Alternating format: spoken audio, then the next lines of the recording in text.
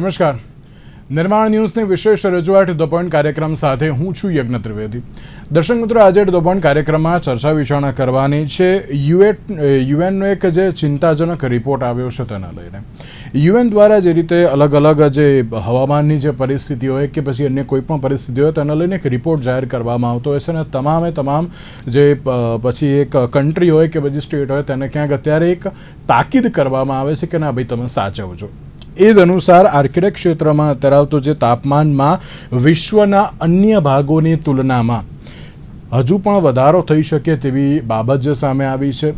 હવામાનમાં આગામી 5 વર્ષમાં તાપમાનમાં વધારો થાય તેવી પણ ધરાવતો જે શક્યતાઓ છે, તમામ રેકોર્ડ બ્રેક કરી શકે છે. જ્યારે આ વખતની વાત કરવામાં આવે તો આ વખતે પણ ઉનાળો ક્યાંક આકરો સાબિત થયો હતો. દરેક લોકો એમ કહેતા હતા કે ના અત્યારે તો ગરમી કેટલી પડશે, તેનાથી અત્યારે તો બચી કેવી રીતે શકાય, કયા પ્રકારની પરિસ્થિતિ, બધી જ બાબતો અત્યારે તો યોગ્ય. પણ તેની સાથે સવાલ એક જ જોવા મળતો હોય છે કે આ બધી બાબતોમાં અત્યારે તો જે આ ગરમીનું તાપમાન સતત વધી રહ્યું છે, તો હવે તેને રોકવું કેવી રીતે, હવે તેની ઉપર કાર્ય અત્યારે તો કરવું કેવી રીતે, તે એક સૌથી મોટો સવાલ જોવા મળતો હોય છે.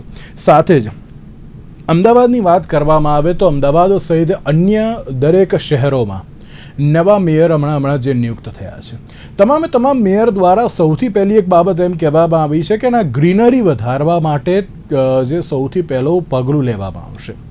અમદાવાદની વાત કરવામાં આવે તો અમદાવાદમાં પણ મેયર હિતેશભાઈ બારોટ દ્વારા અલગ અલગ જગ્યાએ જે પરિસ્થિતિનું ક્યાંક જે તપાસ હાથ ધરવામાં આવી. ગ્યાસપુર ખાતે પણ તેઓ ગયા, ત્યાં પણ અત્યારે તો જે વૃક્ષારોપણ જે કરવામાં આવ્યું હતું ત્યાં કયા પ્રકારની પરિસ્થિતિ છે તેને અત્યારે તો યોગ્ય મેન્ટેન કરવામાં આવે છે કે કેમ, તેને લઈને પણ જે તપાસ હાથ ધરવામાં આવી હતી, ક્યાંક નથી થતી તો તેને પણ અત્યારે તો યોગ્ય કરવાની બાબત કહી હતી.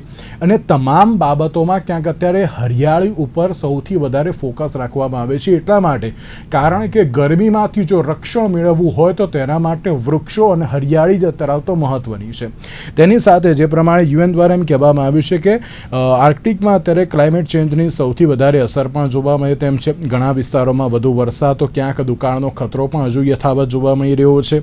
તો બીજી બાજુ 5 વર્ષમાં કોઈ વર્ષ એટલે કે 2024થી વધુ ગરમ અત્યારે તો કોઈ ન રહી શકે અને તેની સાથે હજુ પણ આગામી 5 વર્ષમાં એક એવું વર્ષ રહેશે કે જ્યાં ગરમીનો પારો સતત વધેલો તમને જોવા પણ મળશે.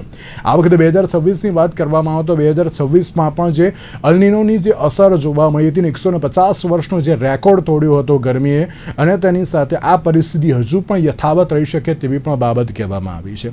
ગરમીની આ પ્રકારની પરિસ્થિતિ આગામી સમયમાં હરિયાળીને પણ લઈને જે ચર્ચા કરવામાં આવી રહી છે, તેની સાથે આ તમામ મુદ્દાઓ પર ચર્ચા વિચારણા કરવી છે. ચર્ચા વિચારણા કરવા માટે અમારી સાથે જોડી ગયા છે ડૉક્ટર મેહુલભાઈ વસાણી, કે જેઓ આંધ્ર કૃષિ યુનિવર્સિટીના કૃષિ હવામાન વિભાગના રિસર્ચ એસોસિએટ છે. જી મેહુલભાઈ, સૌથી પહેલાં તો આપનું સ્વાગત છે. મેહુલભાઈ, જે પ્રમાણેની અત્યારે હાલની જે પરિસ્થિતિ જોવા મળી રહી છે અને તેમાં પણ ગેરકાયદેસર જે વૃક્ષો કાપવાની જે બાબત હોય કે પછી અન્ય કોઈ પણ બાબત હોય તેને લઈને પણ અત્યારે ચર્ચાઓ કરવામાં આવે છે. પણ મેહુલભાઈ, મારો સૌથી પહેલો પ્રશ્ન એ છે કે જે આ યુએનનો જે આ રિપોર્ટ સામે આવ્યો છે, સૌથી પહેલાં આ યુએનના રિપોર્ટને આપ કઈ રીતે જોઈ રહ્યા છો? કારણ કે અત્યારે હાલ પણ જ્યારે ગરમીની વાત કરવામાં આવે તો ગરમીની જે એમ કહેવાય ને કે અત્યારે રેકોર્ડ સતત જે તૂટી રહ્યો છે. 150 વર્ષની વાત કરીએ તો 150 વર્ષમાં આ વખતે પ્રથમવાર એવું હતું કે અલ નિનોની જે અસર જોવા મળી કે જેના કારણે 150 વર્ષ જૂનો જે ગરમીનો રેકોર્ડ હતો તે આ વખતે પણ ક્યાંક તૂટ્યો છે અને આગામી 5 વર્ષમાં હજુ પણ ક્યાંક રેકોર્ડ તૂટે તેવી જે શક્યતાઓ છે. સૌથી પહેલાં સતત જે આ ગરમીનો પારો વધી રહ્યો છે, આપ તેને લઈને પણ શું કહેશો? અને આ જે યુએનનો જે રિપોર્ટ સામે આવ્યો છે તેને લઈને પણ શું કહેશો? હા, ભાઈ, વાત કરીએ તો આપણે જે સતત ગરમીમાં વધારો જોવા મળી રહ્યો છે, ખાસ કરીને લગભગ 1 થી 2 દાયકામાં, તો એનું જે મુખ્ય કારણ છે આપણે જોઈએ તો 1850 થી 19નો સાલ, જેને આપણે પ્રી ઇન્ડસ્ટ્રીયલ એરા કહીએ છીએ, જે ઔદ્યોગિકરણ થયું હતું એના પહેલાનો સમયગાળો. તો ત્યારબાદ એટલે કે 1900ની સાલ પછી ને આજની તારીખ સુધી જે તાપમાનમાં જે સરેરાશ વધારો જોવા મળ્યો છે, લગભગ 1.44 ડિગ્રી સેન્ટીગ્રેડ જે સરેરાશ તાપમાન વધી રહ્યું છે. પરંતુ આપણે છેલ્લા 1 થી 2 દાયકાની વાત કરીએ તો તાપમાનમાં જે છે એ લગભગ કંઈ ને કંઈક અંશે જે છે એ પ્રી ઇન્ડસ્ટ્રીયલ એરા કરતા તાપમાનમાં વધારો ઝડપથી થઈ રહ્યો છે. તો આપણે છેલ્લા લગભગ 5 વર્ષની વાત કરીએ તો 5 વર્ષમાં 2024નું જે વર્ષ છે એવું સૌથી ગરમ રહ્યું હતું. જે આપણે પેરિસ એગ્રીમેન્ટમાં જે નક્કી થયેલું છે કે 1.5 ડિગ્રી તાપમાન જે છે એ ભવિષ્યમાં વધી શકે છે. તો એ ભવિષ્યના કરતા 2024માં તાપમાન જે છે લગભગ 1.5 ડિગ્રી સરેરાશ વૈશ્વિક તાપમાન જે છે એના કરતા વધારે રહ્યું હતું.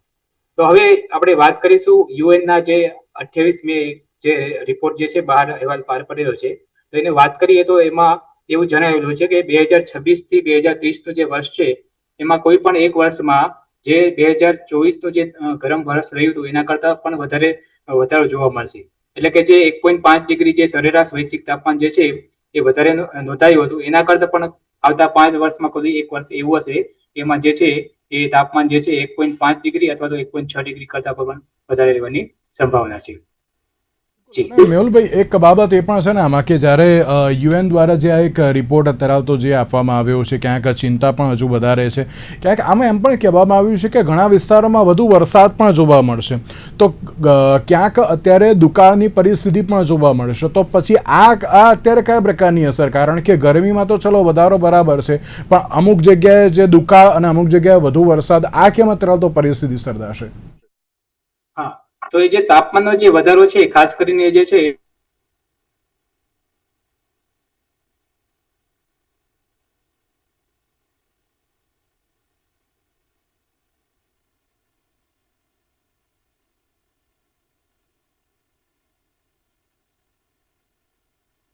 બિલકુલ ક્યાંક સવાલ એ જોવા મળતો હોય છે કે જ્યારે આપણે યુએનની વાત કરવામાં આવે તો 5 વર્ષના ગરમીના બધા જ રેકોર્ડ અત્યારે તો જે તોડે તેવો અત્યારે રિપોર્ટ તો જાહેર કરવામાં આવ્યો છે કે જેમાં 2015ની પેરિસ સંધિમાં દુનિયાના દેશોની વાત કરવામાં આવે તો દુનિયાના દેશોને વચન આપ્યું હતું કે વૈશ્વિક તાપમાનમાં ક્યાંક 1.5 ડિગ્રી સેલ્સિયસથી વધારે ન થાય તે પ્રમાણેનો જે પ્રયાસ પણ કરવામાં આવશે તેવી પણ એક બાબત કહેવામાં આવી છે. જી મેહુલભાઈ, આપ કંઈ કહેતા હતા? જી, તો એ જે વાત કરીએ ઉત્તરીય જે નોર્ધન હેમિસ્ફિયર છે તેને આમાં જે વધારાની જે સંભાવના છે વધારે દેખાય છે. તો બરફ જે છે એ વધારે પીગળવાની સંભાવના છે. ખાસ કરીને ઉત્તરીય ધ્રુવ છે એમાં જે આર્કટિકના આસપાસના જે વિસ્તારો છે તેમાં બરફનું પ્રમાણ વધારે છે દક્ષિણીય જે હેમિસ્ફિયર કરતા. તો મુખ્ય કારણ જે છે કંઈ ને કંઈ જે છે ત્યાં તાપમાનમાં વધારો હોય કે બીજા અમુક જે છે એ ક્લાઇમેટ ચેન્જના કારણે હોય, એના કારણે જે છે બરફનો વિસ્તાર છે એ ધીમે ધીમે ઘટી રહ્યો છે. એનો જે વરસાદનું પ્રમાણ જે છે ધીમે પ્રેસિપિટેશન જે છે એ ઉત્તરીય જે હેમિસ્ફિયર છે એમાં વધારે જોવા મળવાની સંભાવના છે. અને જે દક્ષિણીય હેમિસ્ફિયર છે, સાઉથર્ન હેમિસ્ફિયર, એમાં વરસાદનું પ્રમાણ ખાસ કરીને જે સહારાના વિસ્તારો છે એમાં જે છે પ્રમાણ ઓછું થશે એવી રિપોર્ટમાં સંભાવના દર્શાવી છે. બિલકુલ. અને સાથે સવાલ આમાં મેહુલભાઈ એ પણ જોવા મળતો હોય ને કે ચલો આગામી 5 વર્ષનો અત્યારે તો રિપોર્ટ જે જાહેર તો કરી દેવામાં આવ્યો છે, પણ હવે ક્યાંક એક એવી પણ બાબત છે કે હવે આનાથી બચવું કેવી રીતે, એક સૌથી મોટી બાબત છે. તો આનાથી બચવા માટે સૌથી પહેલાં આપણે અત્યારે ગુજરાતની વાત કરતા હોય તો ગુજરાત સરકારના તેમજ તમામ નાગરિકોએ અત્યારે તો કયા પ્રકારની પહેલેથી તકેદારીના પગલાં રાખવા એ બહુ જરૂરી છે. અને બીજો એક બહુ મહત્ત્વનો સવાલ એ પણ કે મેં જે રીતે કહ્યું ને શરૂઆતમાં કે અત્યારે જે પણ કોઈ નવનિયુક્ત મેયર છે તેમના દ્વારા એમ કહેવામાં આવ્યું છે કે ભાઈ અમે ગ્રીનરી ઉપર સૌથી વધારે ફોકસ કરીશું, એટલે કે શહેરને હરિયાળું બનાવવા માટે તમામ પ્રકારનો જે પ્રયાસ કરવામાં આવશે. પણ હરિયાળું કેવી રીતે? અમુક જ બાબતોમાં ક્યાંક હરિયાળીની બાબત જે કહેવામાં આવે છે, ચર્ચાઓ કરવામાં આવે છે, પણ પછી યોગ્ય ક્યાંક મેન્ટેન કરવામાં આવતું નથી ને તેવી પણ બાબત ક્યાંક જોવા મળતી હોય છે. તો મેહુલભાઈ, આ 5 વર્ષનો ક્યાંક રિપોર્ટ તો તરલ આપી દેવામાં આવ્યો છે, તો સૌથી પહેલાં તમામ લોકોએ તેમજ રાજ્ય સરકાર અને કેન્દ્ર સરકાર દ્વારા કયા પગલાં લેવા બહુ જરૂરી છે, અને સાથે જો આપણે જનભાગીદારીની વાત કરીએ તો જનભાગીદારી સાથે દરેક લોકોએ કેવી રીતે આગળ આવવું એ બહુ જરૂરી છે.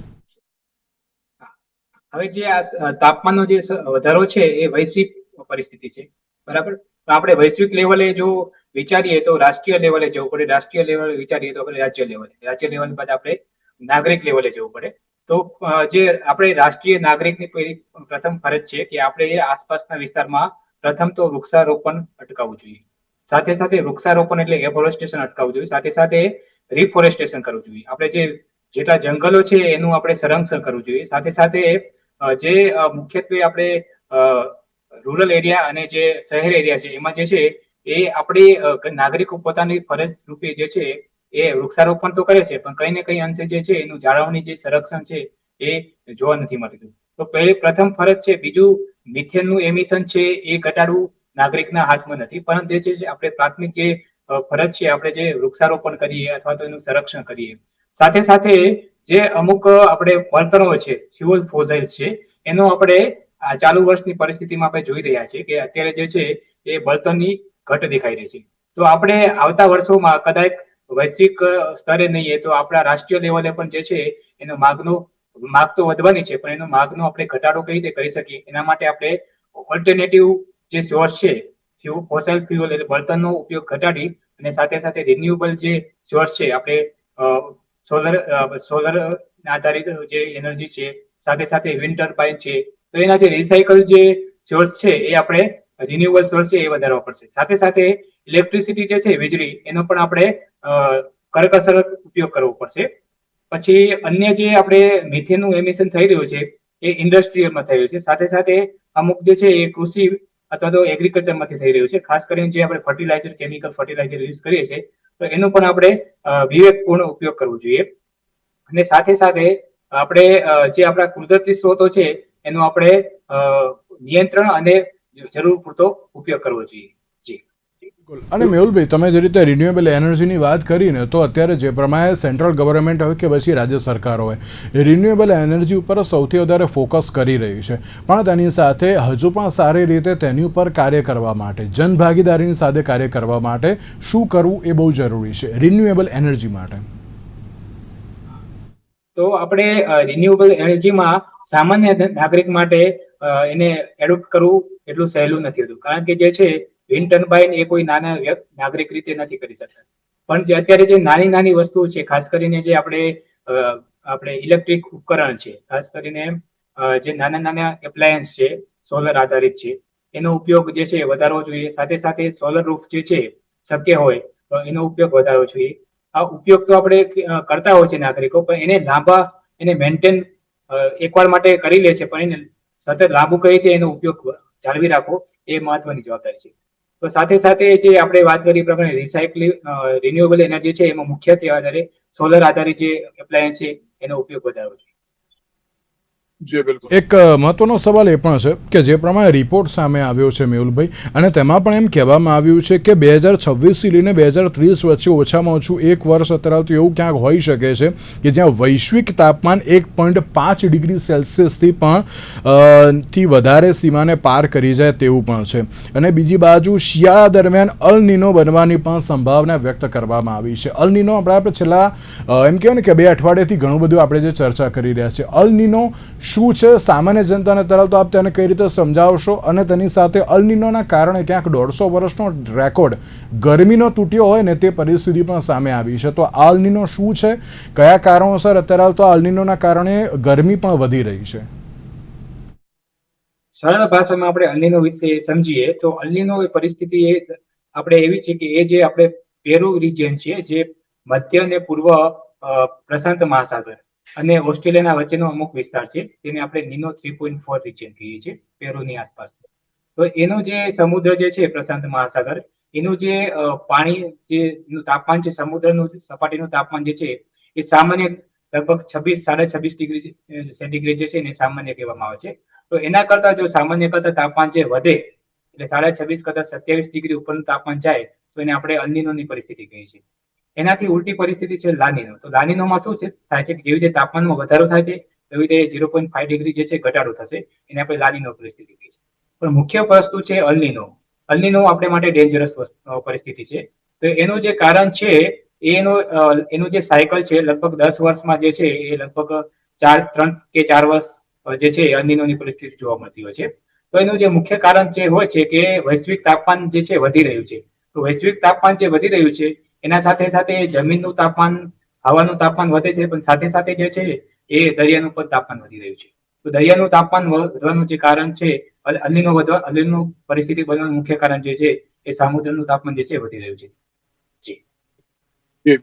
સવાલ એ પણ છે કે જ્યારે આપણે ગરમીને લઈને વાત કરી રહ્યા છીએ અને તેની સાથે હવામાન પરિવર્તનને લઈને પણ વાત કરી રહ્યા છીએ, તો લાગે છે કે આગામી સમયમાં ક્યાંક માનવ જીવન માટે પણ આ હવામાન પરિવર્તન ક્યાંક જોખમી સાબિત થઈ શકે તેમ? સંભાવના એની બની શકે છે, કારણ કે ક્લાઇમેટ ચેન્જ ખાલી આપણા ઇન્ડસ્ટ્રીયલ માટે કે બીજી કોઈ પરિસ્થિતિ માટે ખાલી અસર નથી કરતું. એ જે તાપમાનને સતત વધારો જે છે ગ્લોબલ વોર્મિંગ, એ માણસના હેલ્થ એટલે હ્યુમન હેલ્થ પર એને અસર કરી શકે છે. ખાસ કરીને જે છે પહેલાના સમયમાં જે તાપમાન જે છે એ નિયંત્રણમાં હતું, એના કારણે જે ખાસ કરીને હવામાન અથવા તો એટમોસ્ફિયરના કારણે જે છે એ રોગ આપણા માનવ શરીર માટે એટલા તીક્ષ્ણ નહોતા. અત્યારે તમે જોઈ શકો છો કે છેલ્લા અમુક વર્ષોમાં તમે રિપોર્ટ જોશો તો હીટ સ્ટ્રોક એટલે કે ખાસ કરીને હીટ વેવ્સના કારણે જે છે એ માનવ દેહ પણ થતા હોય છે. તો હીટ સ્ટ્રોક જેવી પરિસ્થિતિ જે છે એ સતત વધતા તાપમાન અથવા તો ગ્લોબલ વોર્મિંગ કે ક્લાઇમેટ ચેન્જને કારણે જે છે એ ધીમે ધીમે વધવાની સંભાવના દેખાઈ રહી છે. બિલકુલ. અને સંધિ જે અત્યારે તો કહેવામાં આવ્યું છે કે જેમાં પેરિસ સંધિમાં નિર્ધારિત મર્યાદા પાર થવા ઉપર દુષ્કાળ, હીટવેવ અને વાવાઝોડા જેવી ઘટનાઓમાં પણ વધારો થઈ શકે. આ પેરિસ સંધિ પણ અત્યારે તો શું છે? પેરિસ સંધિ એક યુનિયન છે જે inter governmental panel on climate change IPCC જે કહી છે સંસ્થા છે, એ અમુક વર્ષના સમયાંતરે એક રિપોર્ટ બહાર પાડતું હોય છે જેને એસેસમેન્ટ રિપોર્ટ કહે છે, ક્લાઇમેટ ચેન્જ એસેસમેન્ટ રિપોર્ટ. તો એ અમુક વર્ષો માટે જે બહાર પાડે છે એમાં આગામી સિનેરિયો ક્લાઇમેટ ચેન્જનો જે સિનેરિયો છે તો 2030 પછી 2040ની સાલમાં, 2050ની સાલમાં, તો એ અમુક દાયકા માટે જે છે એ તાપમાનમાં કેટલી અંશે કેટલા પ્રમાણમાં વધારો થશે એની સંભાવના દર્શાવે છે. તો છે પેરિસ એગ્રીમેન્ટ જે હમણાં જે દર્શાવેલું છે એમાં જે છે તાપમાનનો જે વધારો છે એ 1.5 ડિગ્રી સેન્ટીગ્રેડ છે એ નિયત કરેલો છે. તો આપણે હમણાંનો જે હાલનો જે રિપોર્ટ વાત કરીએ છીએ ગઈકાલનો 28 મેનો, તો એમાં જે આપણે જોયું કે જે 2026 થી 2030 સુધી જે છે એ પેરિસ સંધિમાં જે નિયત કરેલું છે તાપમાનનો વધારો છે એના કરતા પણ વધવાની સંભાવના છે. તો કઈ ને કઈ અંશે જે યુએન જેવી સંસ્થા છે કે આઈપીસીસી જેવી જે સંસ્થા છે એ નિયત કરેલા જે એડેપ્ટેશન જે સ્ટ્રેટેજી છે એમાં કઈ ને કઈ ખામી હોઈ શકે. એના કારણે જે છે એ નજીકના સમયમાં જે છે તાપમાનનો વધારો જે છે એ સામાન્ય કરતા વધારો થવાની સંભાવના દેખાઈ રહી છે. બિલકુલ સાચી વાત છે. અને એટલા જ માટે અત્યારના સમયમાં એમ કહેવાય ને કે એના ગેરકાયદેસર વૃક્ષ કપાત સામે અત્યારે તો ક્યાંક ચર્ચા થવી જોઈએ અને વૃક્ષારોપણ ઉપર સૌથી વધારે ફોકસ કરવું એ બહુ જરૂરી છે. તો આ જે બધી અત્યારે પરિસ્થિતિ ક્યાંક વણસવાની જે શક્યતાઓ છે તેની ઉપર આપણે થોડોક કંટ્રોલ કરી પણ શકીએ. એક સવાલ મેહુલભાઈ આપને એ પણ પૂછવા માંગીશ કે જ્યારે જે આ રેકોર્ડની જે બાબત સામે આવે છે, રિપોર્ટની જે આ બાબતો સામે આવતી હોય છે, વૃક્ષારોપણ એ સૌથી મહત્ત્વની બાબત છે અત્યારના સમયમાં, પણ મિયાવાકી પદ્ધતિથી અત્યારે તો વૃક્ષારોપણ કરવાની જે એક બાબત કહેવામાં આવી છે, તો શું એ અત્યારે તો સક્સેસફુલ છે? અને દરેક લોકોએ શું એટલે જનભાગીદારીની વાત કરીએ તો આપણે માત્ર કોઈ એક કોઈ એક સોસાયટીની વાત કરીએ કે કોઈ એક પોળની વાત કરીએ, જો એ લોકો જનભાગીદારીથી એક શરૂઆત કરે એમની પોતાની સોસાયટીમાં કે ભાઈ અમે અહીંયા વૃક્ષો વાવીશું ને જે ધીરે ધીરે અત્યારે તો તમામ લોકોમાં સ્પ્રેડ થાય, તો એવું લાગે છે કે ના થોડો ઘણો પણ આપણે કંટ્રોલ કરી શકીએ છીએ આ તમામ પરિસ્થિતિઓમાં તેમ? હા જી. તો મેં કીધું એ પ્રમાણે જે આપણે ખાસ કરીને પ્રાથમિક નાગરિક ફરજ છે કે સરકાર તો પોતાના પ્રયાસ કરતી આવી છે, કરતી રહેશે કે આપણે કોઈ સોસાયટી લેવલે કે કોઈ સ્કૂલ લેવલે અથવા તો ગામડા લેવલે કે શહેર લેવલે જેનું શરૂઆત કરતી હોય છે કે આપણે વૃક્ષારોપણ કરીએ અને વૃક્ષારોપણ જે કરેલું છે એની જાળવણી કે નિયમન કરીએ. તો આપણે ખાસ કરીને આની જે નિયંત્રણ કરવા માટે કે જાળવણી કરવા માટે આપણે તો પહેલા અવેરનેસના પગલા લેવા પડશે, જાગૃતતા માટે. એ નાગરિક લેવલે ઘણા બધા અત્યારનો જે આધુનિક સમય છે એમાં ઘણા બધા યુવાનો છે કે અત્યારના જે જનરેશન છે એ કંઈ ને કંઈક એડોપ્ટ કરે છે કે આ જે ક્લાઇમેટ ચેન્જ પરિસ્થિતિ છે એને આપણે નિવારણ કરવું જોઈએ. તો તેને ધ્યાનમાં લઈને જે આસપાસના આપણે સરકારે જે પગલા લીધેલા છે વૃક્ષારોપણ માટે, અથવા તો કોઈ ગામડા લેવલે ખેડૂત પણ કરતા હોય છે વૃક્ષારોપણ, તો અન્ય જે નાગરિક છે એની પણ ફરજ બને છે કે આ જે પગલા લીધેલા છે સરકાર લેવલે અથવા તો કોઈ બીજા ગામડામાં કે શહેરોમાં, તો આપણે નિયંત્રણ કરવું. તો એના માટે આપણે પહેલી તો જાગૃતતાની જરૂરિયાત છે, અવેરનેસની. તો જાગૃતતા આવી જશે તો આપણે ખબર પડશે કે જે આપણે વૃક્ષારોપણથી એની અસર જે છે એ આપણા પર્યાવરણમાં કઈ રીતે આપણે નિવારણ કરી શકીએ છીએ. જી. અને એક વાત એ પણ મારે પૂછવી છે કે જ્યારે આપણે વૃક્ષારોપણની તો વાત કરી, પણ તેની સાથે અન્ય કઈ કઈ બાબતો સામાન્ય જનતા ક્યાં કરી શકે કે જેના કારણે આ બધી જ બાબતોમાં આપણે થોડું ઘણું પણ અત્યારે સુધારો જોવા મળે અને તેની સાથે ક્યાંક રાહત પણ મળે? અન્ય કઈ કઈ બાબતોમાં સામાન્ય જનતાએ પણ આગળ આવવું બહુ જરૂરી છે? હા, તો આપણે બે મુદ્દામાં ચર્ચા કરી. એક તો આપણે રિન્યુએબલ એનર્જીની વાત કરી, તો એમાં જે છે સોલર આધારિત જે એપ્લાયન્સનો ઉપયોગ વધારો, સાથે સાથે વૃક્ષારોપણ કરવું અને તેનું જાળવણી કરવું. હવે ત્રીજો મુદ્દો આવે છે, એમાં આપણે જોઈએ તો ઇલેક્ટ્રિસિટી. તો ઇલેક્ટ્રિસિટી જે છે એ આપણે જેનો ઉપયોગ કરતા આવીએ છીએ એનો વિવેકપૂર્ણ ઉપયોગ કરવો. સાથે સાથે બળતણ જે વાત કરી ને, બળતણ ફ્યુઅલ, તો ફ્યુઅલનો પણ અત્યારે જે છે અત્યારે જરૂરી છે કે સમય જે છે ઝડપી બની રહ્યો છે, પણ સાથે સાથે આપણે પર્યાવરણનું પણ જાળવણી કરી છે. તો આપણે એના માટે બળતણનો ઉપયોગ કરવો જોઈએ. સાથે સાથે જે કીધું એ પ્રમાણે ઇલેક્ટ્રિસિટીનો જે છે એનો પણ ઉપયોગ બને તો ઘટાડવો જોઈએ. અને ખાસ કરીને આપણે જે એગ્રીકલ્ચરમાં વાત કરીએ તો ખાસ કરીને જે કૃષિમાં જે કેમિકલ આધારિત જે આપણે ખાતરો ઉપયોગ થતા હોય છે કે દવાનો ઉપયોગ થતો હોય છે, તો તેનું પણ આપણે કંઈ ને કંઈ અંશે નિયંત્રણ કરવું પડશે. એના માટે રાજ્ય સરકાર જે છે એ પ્રાકૃતિક ખેતીનો એક નવો આપણે ઓપ્શન્સ આપેલો છે. તો એમાં પણ ધીમે ધીમે એનો આપણે પ્રાકૃતિક ખેતી ઉપર ધીમે ધીમે જવું પડશે. સાથે સાથે જે કેમિકલ આધારિત જે આપણે ઉપયોગ છે એને ઘટાડવો પડશે. જી, બિલકુલ સાચી વાત છે. અને જ્યારે પ્રાકૃતિક ખેતીની વાત કરી આપે કે પ્રાકૃતિક ખેતી ઉપર અત્યારે દરેક લોકોએ ફોકસ કરવો જોઈએ. આ જ મુદ્દા ઉપર જે રાજ્યપાલ શ્રી આચાર્ય દેવવ્રતજી દ્વારા પણ કહેવામાં આવ્યું હતું કે ભાઈ તમે પ્રાકૃતિક ખેતી ઉપર તમે અત્યારે તો ફોકસ કરો, પણ અત્યારે ઘણા બધા જે ખેડૂતોનું ક્યાંક માનવું છે કે ના ભાઈ પ્રાકૃતિક ખેતી અત્યારે હાલ અમે જો કરવા જઈએ તો થોડુંક ક્યાંક લાંબી અત્યારે હાલ તો પ્રોસેસ જોવા મળતી હોય છે અને બહુ અમારે તો જલ્દીથી કરવું હોય છે, એટલા માટે એ લોકો ક્યાંક જે પ્રાકૃતિક ઉપર ફોકસ નથી કરતા. તો લાગે છે કે ના પ્રાકૃતિક ઉપર સૌથી વધારે ફોકસ કરવો જરૂરી છે? ક્યાંક લાંબી પ્રોસેસ તો છે, એમાં કોઈ શંકાને સ્થાન નહીં, પણ જે પણ આવશે અત્યારે તો બહુ સારામાં સારું નેચરલ ક્યાંક આવશે. આપ તેને પણ કરી દો જુઓ છો તો એને પ્રાકૃતિક ખેતી એ આપણે પેલી દેશી પદ્ધતિ છે જે આપણે વર્ષો પહેલા જે આપણે એને અપનાવતા હતા, પણ ધીમે ધીમે ફરી સમય આવી ગયો છે કે આપણે ફરી અપનાવવું પડે.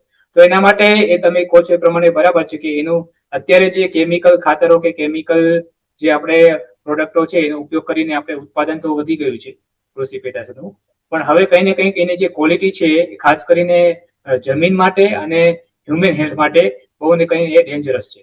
તો એના માટે આપણે એ લાંબી પ્રોસેસ છે. આપણે ધીમે ધીમે કેમિકલ ખાતરોને ઘટાડીને ધીમે ધીમે આપણે પ્રાકૃતિક આધારિત જે ખેતી છે એ ધીમે સ્લો પ્રોસેસ છે એને આપણે અપનાવી જરૂરી છે.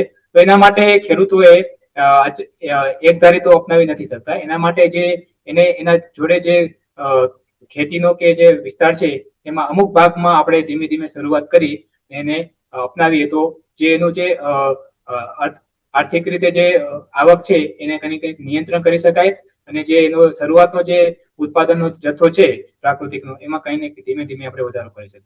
જી, બિલકુલ સાચી. તેની સાથે હવે દરેક લોકોને માત્ર એક જ બાબત અત્યારે તો કહેવી બહુ જરૂરી છે કે અત્યારના સમયમાં જ્યારે ગરમીના પ્રમાણમાં જ્યારે સતત વધારો થતો હોય તો મેં પહેલાં પણ કહ્યું હતું, ફરી એકવાર કહું છું, આ એક મુહિમ માત્ર રાજ્ય સરકાર કે કોર્પોરેશન પૂરતી અત્યારે તો સીમિત નથી કે ના કેન્દ્ર સરકાર પૂરતી પણ સીમિત નથી. આમાં દરેક લોકોએ આગળ આવવું બહુ જરૂરી છે. મેં પહેલાં પણ કહ્યું હતું કે ના સોસાયટીમાં આ એક મુહિમ સ્ટાર્ટ કરવામાં આવે કે પછી ધીરે ધીરે દરેક લોકોને તમે તેનાથી અવેર પણ કરો કે ના ભાઈ આ વસ્તુ કરશો તો તમને અત્યારે આવતો ફાયદો થશે. તે પ્રમાણે એટલે કે વૃક્ષારોપણ કરો એ બહુ જરૂરી છે, એમાં કોઈ ના નહીં, પણ પછી તેના કોઈ મેન્ટેનન્સને લઈને અત્યારે તો નથી વાત કરતો. કારણ કે આપણે વૃક્ષ વાવી તો દઈએ છીએ પણ પછી એની માવજતનું શું, તેને યોગ્ય અત્યારે તો ખાતર આપવાની બાબત હોય, પાણી આપવાની બાબત હોય, પછી કોઈ વિચારતું નથી. ના જે વખતે પેલું કહેવાય ને કે વૃક્ષ વાવી દીધું પછી અત્યારે તો પૂરું, પછી અમારી કોઈ જવાબદારી નથી, ના એવું નથી. પણ જો એવી રીતે જો ધીરે ધીરે એક શરૂઆત કરવામાં આવશે તો પણ અત્યારના સમયમાં બહુ જરૂરી છે. સાથે જ્યારે કોર્પોરેશનની વાત કરવામાં આવે તો કોર્પોરેશન પણ આગળ આવી છે. જે ગ્રીનરી ઉપર અત્યારે તો ફોકસ રાખવાની જે બાબત છે, તો હવે જોવાનું એ રહ્યું કે આગામી સમયમાં કોર્પોરેશન દ્વારા પણ કેટલા પોઝિટિવ અત્યારે નિયમોની સાથે તેની ઉપર વર્ક કરવામાં આવે છે. તેની સાથે મેહુલભાઈ આપનો આભાર અમારી સાથે આ ચર્ચા વિચારણામાં જોડાવા માટે. તો દર્શક મિત્રો, આજના વિશેષ કાર્યક્રમ મને આપશે. નમસ્કાર.